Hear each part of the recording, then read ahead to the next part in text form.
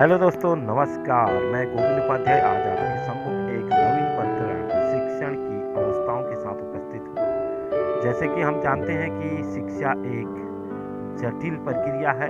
इस कार्य को करने के लिए एक व्यवस्थित योजना की जरूरत पड़ती है और इस व्यवस्थित योजना को प्रतिपादित करने के लिए विद्वानों ने इसकी 3 अवस्थाएं बताई हैं, जिसमें से प्रथम अवस्था है pre active stage of teaching, second phase है interactive phase and third phase है पोस्ट एक्टिव फेज। चलो अब हम बात करते हैं प्री एक्टिव स्टेज की। इस स्टेज का सीधा संबंध शिक्षक की योजनाओं से होता है। हम जानते हैं कि शिक्षण से संबंधित अनेक क्रियाकलाप ऐसे होते हैं जिन्हें कक्षा शिक्षण से पूर्व शिक्षक को करना पड़ता है। इन क्रियाओं में शिक्षक अपनी योग्यता और अनुभव के अनुसार कक्षा शिक्षण के लिए उद्देश्य निर्धारित करता है। उद्देश्यों की प्राप्ति के लिए किसी पाठ्य वस्तु का चुनाव करता है और साथ ही विभिन्न प्रकार की युक्तियों, विधियों व प्रश्नों का चुनाव करता है।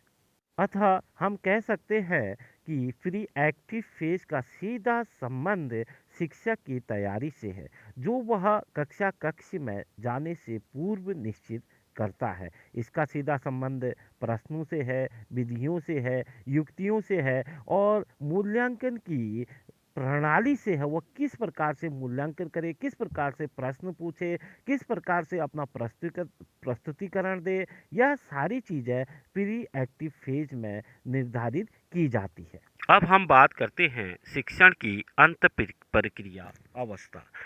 शिक्षण की अंत प्रक्रिया अवस्था के अंतर्गत वे सभी क्रियाएं सम्मिलित की जाती हैं जो शिक्षक कक्षा में प्रवेश करने पर करता है।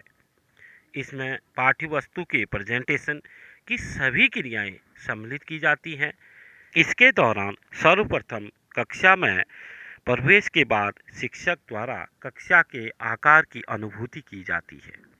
जैसे ही शिक्षक कक्षा में प्रवेश करता है, वह कक्षा में बैठे हुए छात्रों पर एक सरसरी निगाह से नज़र डालता है। इस प्रकार कक्षा के आकार की अनुभूति करते हुए उसे पता चल जाता है कि कक्षा में अच्छे और कमज़ोर बालक कहाँ कहाँ बैठे हैं और कहाँ से उसे शिक्षण व्यवस्था में सहायता मिल सकती है। इस प्रकार वह कक्षा के भौतिक नियोजन कर लेता है। छात्रों को अपने विवेक के अनुसार उनको बैठने की व्यवस्था करता है। दूसरा पॉइंट इसी के दौरान आता है कि अधिगमकर्ताओं का निदान। कक्षा के आकार की अनुभूति होने के पश्चात शिक्षक प्रयास करता है कि वह जान सके छात्रों का स्तर, योग्यता, क्षमता, अभिरुचि और अभिवृत्ति कैसी है और छात्रों को कैसे और किस स्तर पर पढ़ाया जाना चाहिए।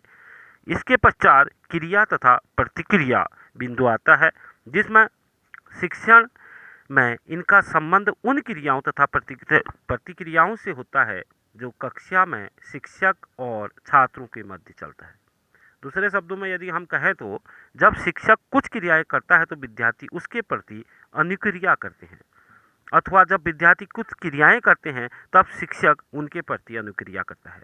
इस प्रकार शिक्षण की अंत प्रक्रिया चलती है। शिक्षण में युक्तियों के विस्तार पर भी शिक्षक द्वारा कार्य किया जाता है। यह भी अंत क्रिया अवस्था का भाग है। शिक्षक कक्षा में छात्रों को नया ज्ञान देने के लिए विभिन्न प्रकार के शिक्षण युक्तियों का प्रयोग करता है, जिससे कि उनकी शिक्षण क्रियाएं अधिक उपयोगी बन सके। शिक्षण युक्तियों के विस्तार करते समय शिक्षक को पाठ्य वस्तु के प्रस्तुतिकरण, अधिगम के प्रकार, छात्रों की पृष्ठभूमि, उनकी आवश्यकताएं, अभिप्रेरणाएं आदि का ध्यान रखना पड़ता है। तभी वह सही युक्तियों का चयन व विस्तार कर सकता। अब हम बात करेंगे शिक्षण की अंतिम अवस्था, post active phase of teaching. यह अवस्था शिक्षण के मूल्यांकन से संबंधित है। शिक्षक ने जो कुछ भी कक्षा कक्ष में सिखाया है उसका मूल्यांकन करके वह यह मालूम करता है कि उस उद्देश्य की प्राप्ति कहाँ तक हुई है। मूल्यांकन के द्वारा शिक्षक को अपने शिक्षण की कमियों तथा सीमाओं का ज्ञान भी प्राप्त होता है। एक अच्छा शिक्षक हमेशा मूल्यांकन करके यह पता करने की कोशिश करता है कि उसकी नीतियों, विधियों, प्रविधियों में कहाँ पर कमी है और किस प्रकार से सुधार लाकर शिक्षण को और प्रभावशाली बनाया जा सकता है। इसके लिए शिक्षक छात्रों के व्यवहार परिवर्तन के मूल्यांकन हेतु रिलायबल, ऑब्जेक्टिव एंड वैलिड प्रविधियों का चुनाव करता है। मूल्यांकन कर समय ऐसी प्रविधियों का चयन करना चाहिए जो ज्ञानात्मक, भावात्मक तथा क्रियात्मक पक्षों का भी सही मूल्यांकन कर सके। तीनों अवस्थाओं का अध्ययन करने के पश्चात हम यह निष्कर्ष पे पहुंचते हैं कि ये तीनों अवस्थाएं एक दूसरे से संबंधित है।